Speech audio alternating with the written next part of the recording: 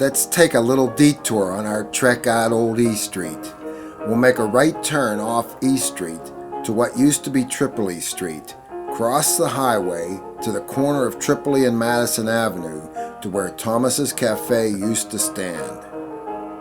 Back in 1935, Roman Thomas started the bar and restaurant with a partner, Mr. Zafang. For the next 43 years, it was a community institution until it was forced to shut its doors on June 30th, 1978, for a highway that ruined a neighborhood. Then around 1941, Roman's son Bill took the bar over with his new bride Rose. Rose, born Rosina Zotter in Jennersdorf, Austria, fell in love with Bill on her first trip to America in 1934 and never returned to Austria. This started a true legend at 925 Madison Avenue that meant customers could enjoy the best of food in old German style at cheap prices. A friendly neighborhood bar that was always packed with patrons socializing and drinking their shots and beers at bargain prices.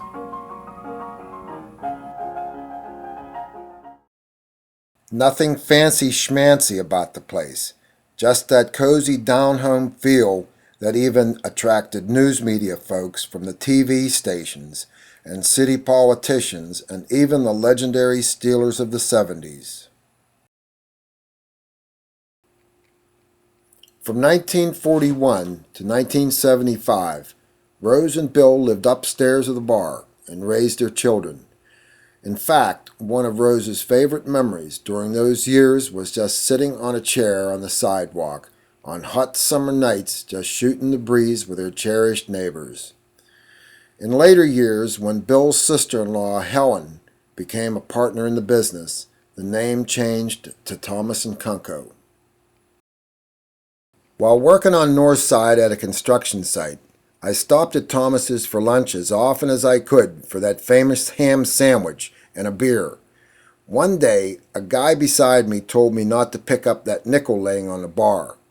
Turns out that Bill had drilled a hole down through the bar under the nickel and attached an electric wire to the underside of it.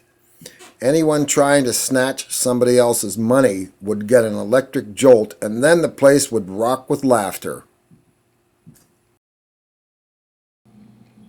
The Thomases received this letter in 1971 from the Urban Redevelopment Authority of Pittsburgh to let them know their property was being commandeered, and they were giving them, in their opinion, a fair and just settlement of about $18,000. Rose and Bill, stunned at this measly offer, were forced to pay large legal fees so they could fight for more money. Finally, in 1978, they did get more money, but as Rose put it, it still was not a fair settlement.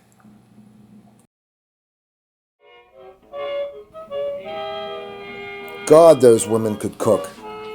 Sadly, gone forever are their hot plates of sour beef hearts and ginger gravy, kidney stew, spare ribs and kraut, pig's knuckles, pungent fresh Limburger on dark rye with butter and onion, and those ham sandwiches that made their cafe famous, all washed down with big mugs of frothy cold beer and a final blow of Jägermeister. Gone too are the prices, which seldom went over $1.50, even in the 70s.